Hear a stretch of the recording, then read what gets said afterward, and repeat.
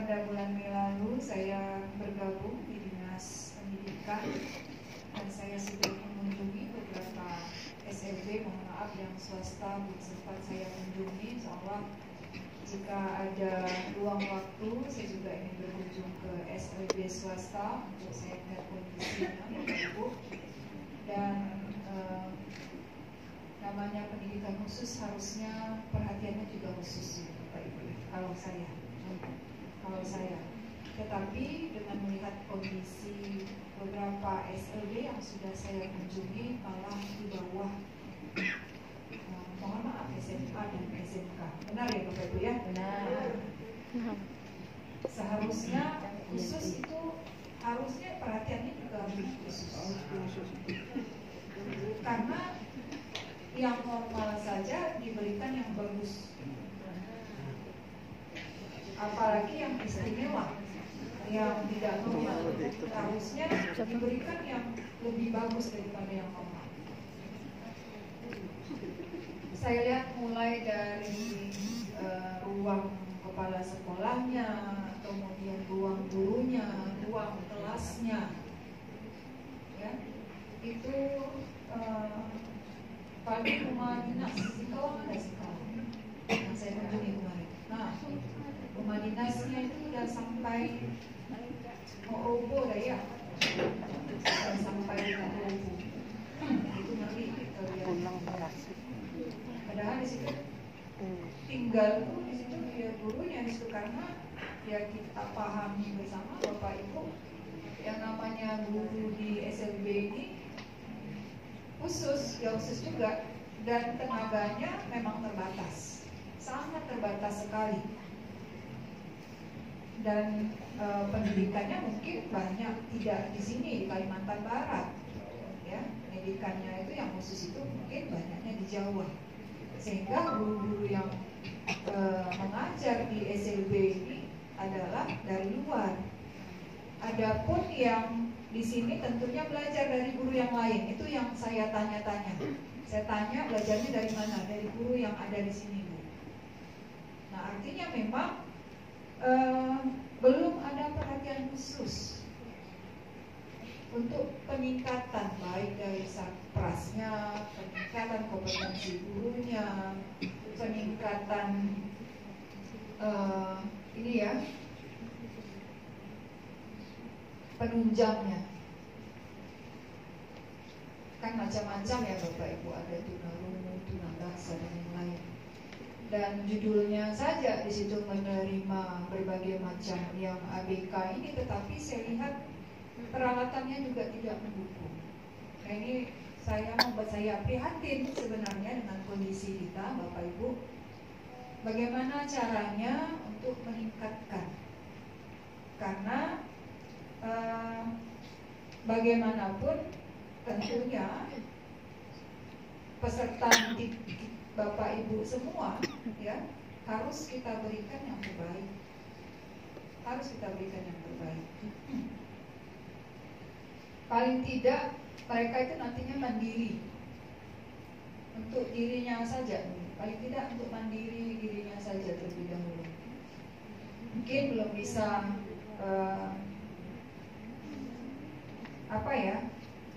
bisa menghasilkan sesuatu yang lebih ya secara materi atau pendapatan setelah mereka keluar dari sistem pendidikan kita, tapi paling tidak mereka sudah mandiri untuk dirinya sendiri, tidak terlalu membebani keluarganya. Kan itu yang kita harapkan sebenarnya. Sehingga memang penguatan bagi rekan-rekan guru, bagi kepala sekolah untuk pengelolaannya, kemudian penguatan atau penambahan sarpras yang ada di SLB ini beberapa tahun ke depan akan menjadi perhatian saya Bapak Ibu ya, karena saat ini memang fokus masih ke pembangunan unit sekolah baru Bapak Ibu, karena permintaan untuk orang tua menyekolahkan anaknya, ini normal ya, menyekolahkan anaknya ke sekolah negeri itu tinggi sekali Bapak Ibu. Sehingga di PPDB kemarin Bapak Ibu ya, ini sebagai pengetahuan kita semua saja, itu yang mendaftar di sekolah negeri itu luar biasa, melebihi dari kuota, sehingga beberapa sekolah itu kami tambah rombelnya, khususnya di Kota Pontianak, dan beberapa di Sanggau itu sampai udah saya minta kepala sekolahnya 3 sekolah, saya bilang saya paksakan suruh tambah lagi, nggak sanggup. Pertama, tidak ada ruang kelas lagi, yang kedua gurunya juga sudah terbatas, sudah penuh jam pelajarannya, sehingga tidak bisa. Akhirnya memang ke swasta. Saya selalu sampaikan, begitu tidak tertampung ke negeri ya silakan ke swasta, karena tidak mungkin negeri itu bisa menampung semuanya.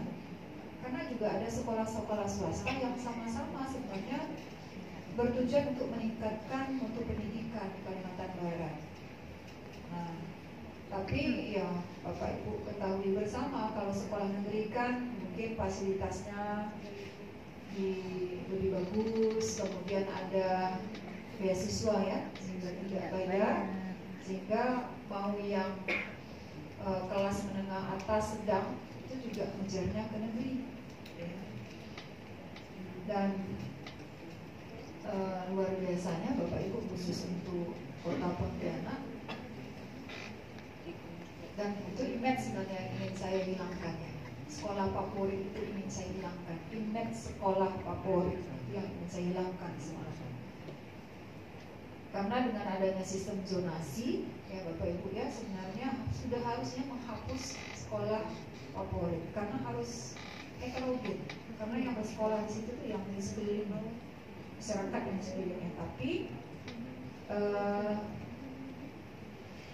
di 2 hari terakhir sebelum kita tutup PPDB itu Bapak Ibu, karena yang mengadu ke saya itu banyak sekali, di kantor itu sampai ratusan, anaknya nggak bisa masuk ke beberapa sekolah negeri itu Bapak Ibu, akhirnya saya perintahkan seluruh kepala sekolah tolong cek yang jalur zonasi, lihat kakak kakaknya, dibagi kakak menumpang, dicek kakak menumpangnya berapa persen, kakak asli orang tua berapa persen.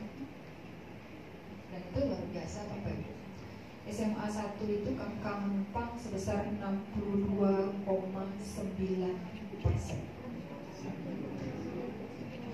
Kakak menumpang. Ya wajar, yang marah ke dinas pendidikan itu 1 hari bisa 100 orang. Udah kayak pasar. Akhirnya Seninnya itu saya panggil rapat kepala Disdukcapil Provinsi, Disdukcapil Kota Pontianak, Disdukcapil Guburaya. Saya bilang, bisa nggak digugurkan? Nggak bisa. Karena apa? Karena mereka legal. Karena dokumen kependudukan itu diterbitkan oleh pemerintah. Kenapa diterbitkan? Karena memenuhi persyaratan. Dan kita menerimanya karena terpenuhi persyaratannya, kan minimal 1 tahun, sehingga tidak bisa digugurkan. Itu ya Bapak Ibu ya. Mereka tidak melanggar aturan, tapi mereka mensiasati aturan. Nah, bagaimana mewujudkan yang namanya profil pelajar Pancasila Bapak Ibu ya, kalau masuknya saja sudah mahal.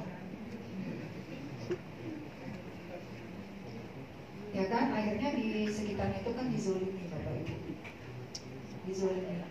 Dan setiap pertemuan sudah saya sampaikan untuk agar tersosialisasikan.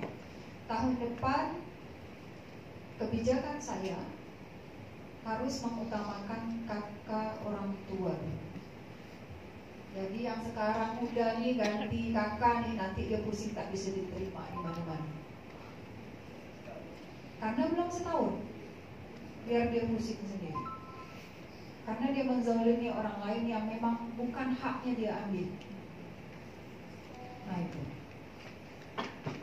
Jadi kan kebijakan itu untuk kita taati bersama ya, untuk menghilangkan yang namanya sekolah favorit yang khusus untuk yang anak-anak yang ini, yang normal. Nah itu yang menjadi perhatian saya juga. Nah baru kemudian setelah selesai PPDB baru saya keliling-keliling ke sekolah itu, sudah 35 sekolah Dan untuk beberapa sekolah sudah mengakomodir untuk sekolah inklusi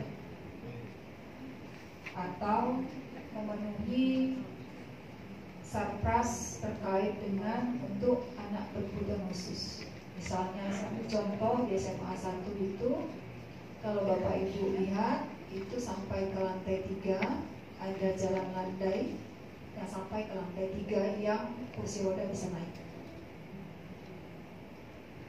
Tapi banyak sekolah masih tidak ada. Itu sekolah yang tidak ramah disabilitas. Tidak ramah itu Bapak Ibu. Saya lama menangani pelayanan publik dari tahun 2013. Konsentrasi saya di tata kelola pemerintahan adalah peningkatan kualitas pelayanan publik. Salah satunya adalah saya itu menggalakkan kantor-kantor agar ramah disabilitas. Kota Pontianak itu habis semuanya, kantor-kantor itu saya minta ada jalan landai dan ada pegangan rambatan atau ram yang di dindingnya itu. Semua unit pelayanan publik harus ada itu Bapak Ibu. Kalau tidak, kita tidak bisa disebut ramah disabilitas. Yang ada lift, oke. Kayak dinas pendidikan, Bapak Ibu sudah pernah berkunjung, ada jalan landainya kan? Itu kan baru dibuat. Pada saat konsep pembangunannya itu kan tidak ada sebenarnya Bapak Ibu. Sehingga memang kesalahan kita itu pada saat melakukan perencanaan pembangunan sekolah itu kita tidak respon terhadap anak-anak disabilitas. Jadi nggak ada. Dan saya yakin Bapak Ibu di sini memahami semua yang untuk ABK tentunya kebutuhannya berbeda-beda. Ada yang jalur khusus ya Bapak Ibu ya, yang untuk anak-anak kita yang tidak bisa melihat itu kan jalannya lebih kasar ya. Ya, itu lebih kasar. Nah itu mungkin untuk yang tidak berkecimpung di pendidikan khusus itu nggak ngerti Bapak Ibu. Tehelnya itu dikasarin itu nggak ngerti mereka. Sudah banyak perkantoran di Jakarta kalau Bapak Ibu lihat apa Bu Fatima namanya? Working block ya. Nah, sudah banyak sebenarnya seperti itu, tapi orang nggak paham. Nah, saya selalu mensosialisasikan itu. Sama toilet untuk yang lansia disabilitas itu nggak boleh toilet jongkok. Di Undang-Undang 25 tahun 2009 tentang pelayanan publik, kemudian ada PP-nya juga, ada pergubnya kita juga Bapak Ibu, kemudian ada di salah satu indikator penilaian pelayanan publik oleh Ombudsman sebagai satu lembaga negara yang melakukan pengawasan terhadap pelayanan publik Bapak Ibu, termasuklah oleh Menpan. Itu kalau toilet yang untuk disabilitas itu Bapak Ibu, pintunya tuh nggak boleh pintu dorong, tapi harus pintu sliding dan bisa dibuka dari luar. Oke, kemudian klosetnya itu tidak boleh yang jongkok, tapi harus duduk dan harus di dindingnya itu harus ada pegangan. Jadi kalau mau bangun tuh pegang di situ. Itu wajib sebenarnya harus ada. Kalau Bapak Ibu ingin lihat yang betul itu pintunya ada di Samsat kita di Jalan Adi Sucipto, UPT Bapeda, PT Samsat kita itu sudah saya suruh rubah ganti pintunya. Pintunya jadi sliding, awalnya pintunya buka. Saya bilang di sini banyak pelayanan publik, ganti pintunya sliding. Mereka ganti karena space-nya masih memang bisa, tapi beberapa kantor saya nggak bisa suruh rubah itu karena space-nya nggak bisa dari sliding. Harusnya seperti itu. Jadi standar untuk disabilitas ya, anak-anak berkebutuhan khusus itu beda. Tapi di dalam pembangunan kita begitu bangun SLB ya sama saja dengan sekolah yang buat anak-anak yang normal. Sebenarnya kan harus ada treatment khusus yang memudahkan untuk anak-anak kita itu menerima pembelajaran, ya, memanfaatkan fasilitas yang sesuai dengan kondisinya. Itu seharusnya yang terjadi. Nah, boro-boro mau ke situ saya lihat kondisi sekolah ya, itulah ya. Atau apakah ada yang lagi yang mungkin karena kan saya belum terlalu banyak. Yang paling bagus di mana ya? Bu. Singkawang udah paling bagus katanya ya. Singkawang kan cuma di sininya aja, sebelah sini kan masih belum. Cuma di yang ngadap ke depan aja ya. Apa? Mempawah ya? Mempawahnya dekat masjid ya.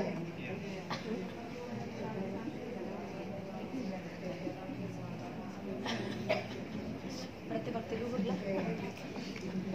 Itu kan ini ya. Yang saya kunjungi kemarin apa? Mempawah Singkawang ya, rumahnya Mempawah ya. Sintang ya? Sintang ya? Sintang weh. Oke, jadi Bapak Ibu nanti beberapa tahun ke depan karena ini saya masih berproses untuk memetakan Bapak Ibu ya. Nah, ini kita upayakan bagaimana pembenahan baik Satgas ya maupun pengembangan kompetensi Bapak Ibu sekalian dalam rangka kita meningkatkanlah kualitas pendidikan khususnya pendidikan khusus. Karena tanpa Bapak Ibu ya, ini pasti Bapak Ibu ini orang yang luar biasa Bapak Ibu. Karena tidak semua bisa Bapak Ibu menangani anak-anak yang berkebutuhan khusus. Bapak Ibu perlu kesabaran, ya, sangat sabar dan pasti Bapak Ibu apa ya memiliki hati yang mulia. Pemberian nurani ya, karena Bapak Ibu saya juga punya sekolah autis. Rumah autis saya Pontianak. Siswa saya ada 30 anak, Bapak Ibu, itu gratis tanpa saya tarik sampai. Jadi pendidikan dan terapinya gratis di Ampera, khusus untuk anak yatim dan duafa. Pembiayaannya donatur. Saya tiap bulan itu keliling cari donatur. Terakhir tahun 2020 saya hampir tutup Bapak Ibu karena donatur saya stop karena COVID 2020. Dapat bantuan sedikit dari Bank Kalbar, beda 2 tahun dapat bantuan dari Bank Kalbar, hibah Pemprov belum ada dapat Bapak Ibu ya. Murni dari donatur, pembiayaan saya itu memang paling berat dalam pembayaran tenaga terapi karena hitungnya per jam. Jadi memang untuk yatim dan duafa, saya khusus yatim dan duafa karena mereka memang tidak memiliki kemampuan untuk masuk ke sekolah ini ya yang swasta karena berat katanya paling murah itu 500.000 ya 1 bulan paling murah katanya seperti itu. Dan ya enggak ya berapa Bu? Pontianak. SLB Bakti Luhur juga kami sama itu, bahkan banyak juga tidak membayar. Tidak bayaran ya Bu ya, karena memang prihatin juga kita ya Bu ya. Nah, mungkin di daerah sebelah sana yang agak lumayan tinggi sehingga ada yang tidak mampu sehingga kami tampung. Nah itu dan tempatnya itu juga tempat ini. Ini Bapak Ibu rumah itu rumah ASN juga saya pinjam. Teman saya yang PNS juga saya pinjam rumahnya, ini udah 4 tahun saya pinjam juga tanpa bayaran. Saya bilang saya nggak punya uang buat bayar sewa setiap tahunnya, itu dia kasih gratis aja. Jadi udah 4 tahun. Nah, jadi saya bisa memahami kondisi Bapak Ibu dengan keterbatasan sama dengan saya pernah sampai dengan saat ini ya mengalaminya. Dan saya berbadan hukum Bapak Ibu, saya urus notaris segala macam ya. Dan saya merasakan apa yang Bapak Ibu rasakan dengan segala keterbatasan baik dari sarkas maupun tenaga pendidiknya. Dan mudah-mudahan kesempatan 3 hari ini Bapak Ibu manfaatkan dengan sebaik-baiknya karena narasumbernya itu saya lihat kemarin ada psikolog dan lain-lain ya, sehingga Bapak Ibu bisa nanti mungkin sharing ya, sharing kemudian mendengarkan materi-materi. Nanti Bu Kiti minta materi-materi terbaru ya Bu Kiti ya, yang mungkin belum didapatkan oleh kawan-kawan kita karena saya ketahui memang mungkin banyak pendidikannya memang tidak memiliki pendidikan khusus untuk menangani anak berkebutuhan khusus. Demikian Bapak Ibu, mudah-mudahan kegiatan ini memberikan manfaat yang besar untuk kita semua, khususnya bagi pembangunan ataupun untuk peningkatan untuk pendidikan khususnya pada pendidikan khusus. Dengan mengucapkan Bismillahirrahmanirrahim, peningkatan kompetensi, peningkatan kapasitas bagi guru pendidikan khusus di Provinsi Kalimantan Barat tahun 2022 secara resmi saya nyatakan dibuka.